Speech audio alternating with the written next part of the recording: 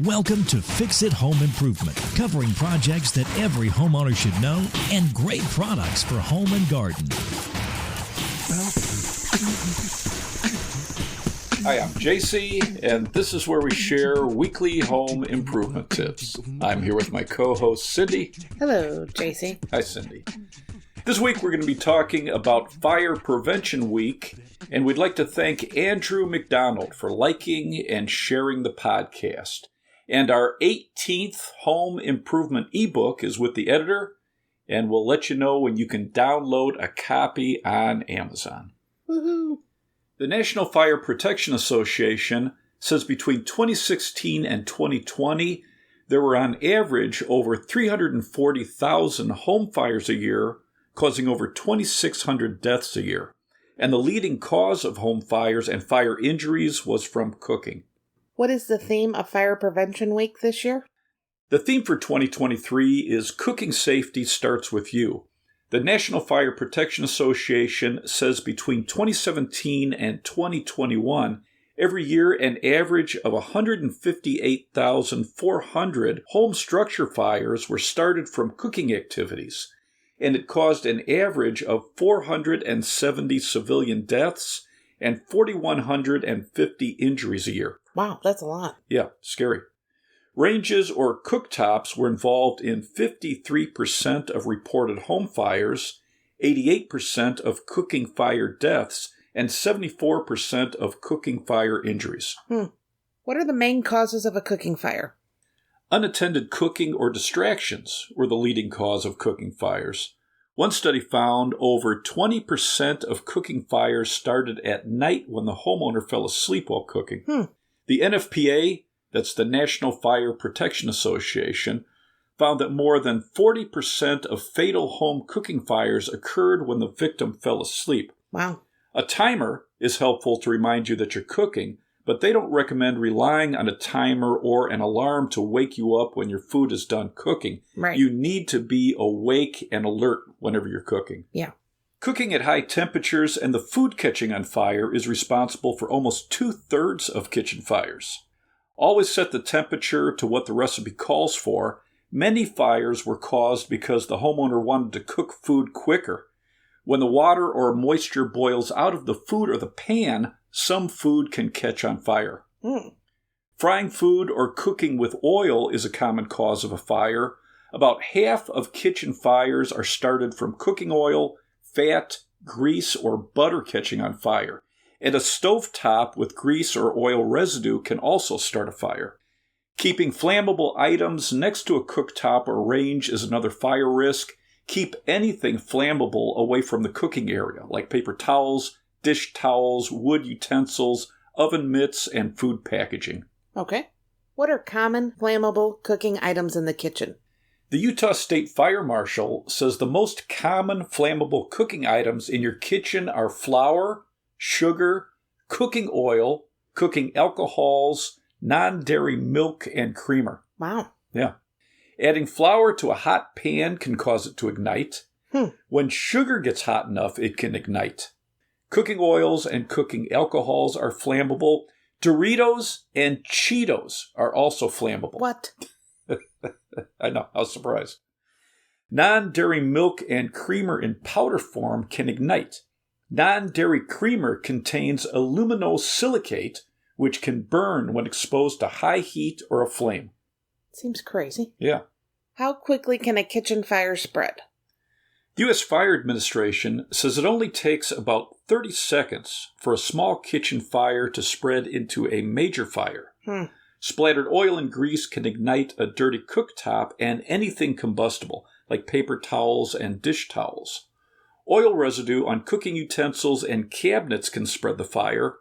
Within a minute, a small fire can move to wooden cabinets, countertops, wallpaper, and other flammable items. Scary.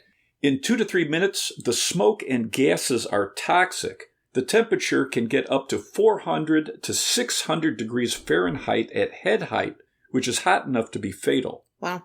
After 4 minutes, the flames can engulf the kitchen walls and the ceilings, then spread to the rest of the house. Scary. How do you put out a grease fire? If you're frying food or cooking with oil, Have a lid or a cookie sheet big enough to cover your pot or pan next to the cooktop. Cover the cookware and turn off the heat to put out a fire. Never use water to put out a grease or oil fire because it can spread the fire. It splatters the burning oil to other surfaces. You can pour salt or baking soda on a small fire to put it out. Baking soda releases carbon dioxide to smother the fire, and salt prevents oxygen from getting to the fire. Have a fire extinguisher in the kitchen near the range or cooktop, but not above it or in an area where the fire would prevent you from easily reaching it. Okay. How much salt or baking soda would you pour on a grease fire?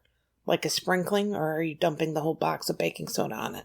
Yeah, you'd want to use the whole box of baking soda, and it's handy to have an open box in the refrigerator and the freezer, because Arm & Hammer says baking soda absorbs lingering odors and stops flavor transfer, which helps to keep food tasting fresher longer. Okay. And they're recommending replacing that box every few months. And if you're keeping an open box of baking soda available, train everyone in the house that it can be used on a small cooking fire. Okay.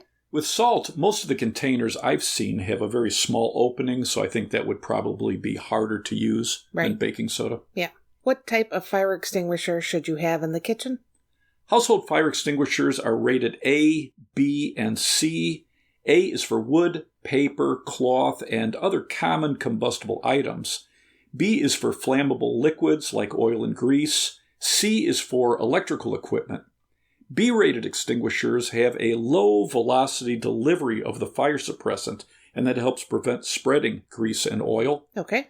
The NFPA says have at least one fire extinguisher for each level of your home, no further than 40 feet apart.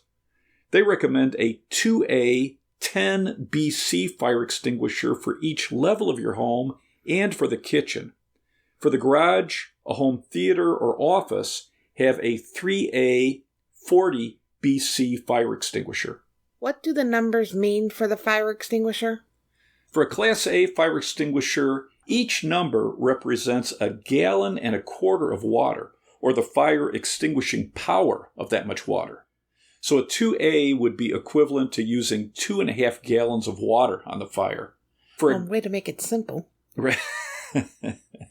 For a Class B fire extinguisher, the number is the square feet it can cover. 10B would cover 10 square feet. Okay. How do you use a fire extinguisher? Traditional fire extinguishers have a pin that has to be removed and a lever or a handle that has to be squeezed. Aerosol fire extinguishers have a button or a trigger. The aerosol cans will have a cap or a tab that needs to be removed to use it.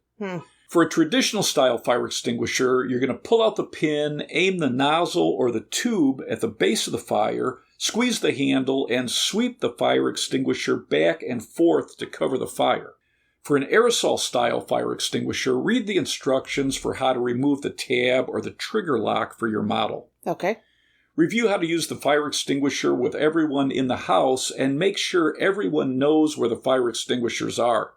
Check on older adults to see if they have up-to-date fire extinguishers, they know where they're located, and how to use them. From 2017 to 2021, more than half of the people who died from cooking fires were 55 years old or older. The NFPA says you shouldn't try to use a fire extinguisher on a fire if it's so large or it's so smoky that you can't avoid breathing in the smoke and other toxic fumes. Okay. Get everyone out of the house quickly, then call 911.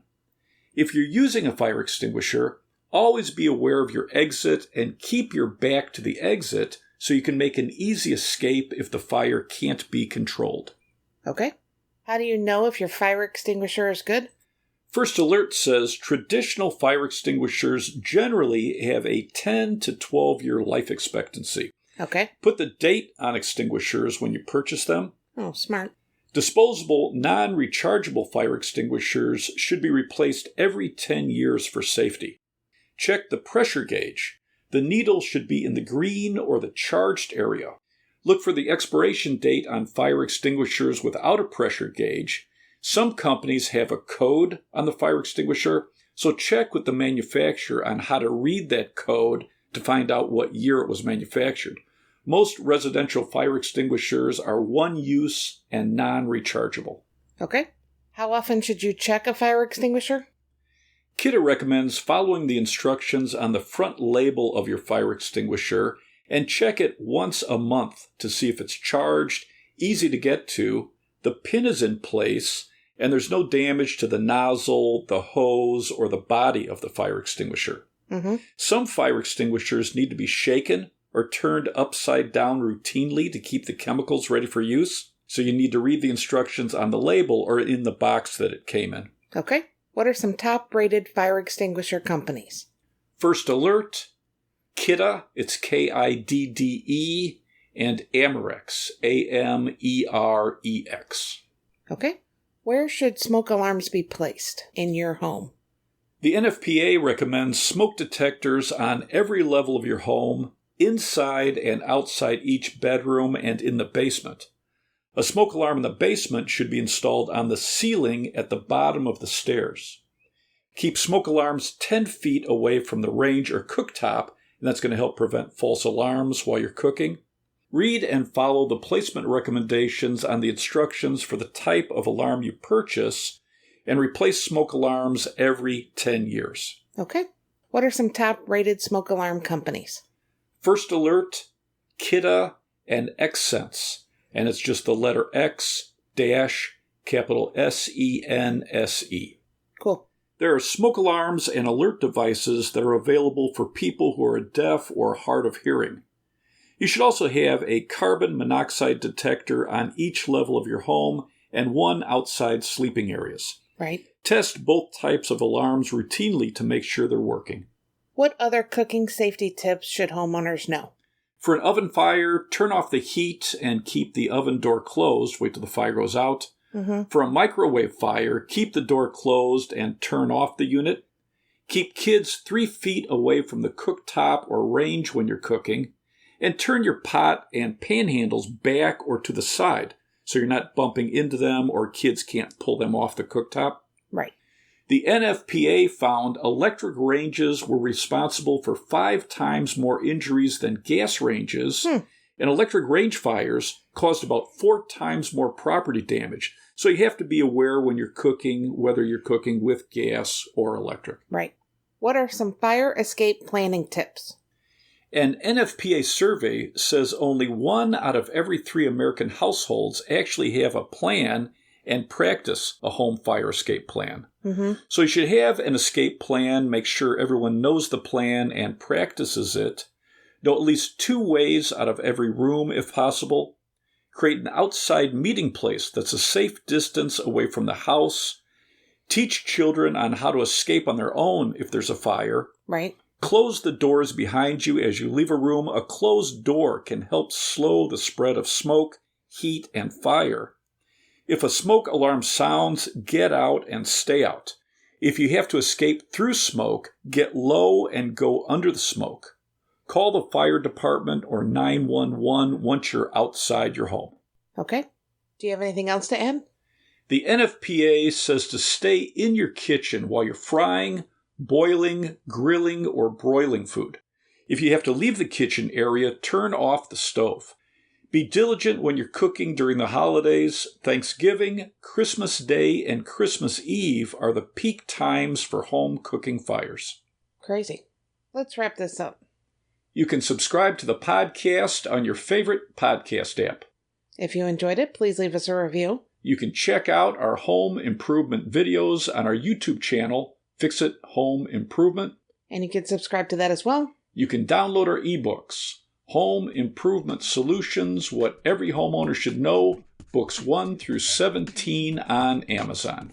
If you enjoyed it, please leave us a 5-star rating and review. You can email us at fixitpodcast@gmail.com, and you can follow us on Instagram, Fix It Home Improvement.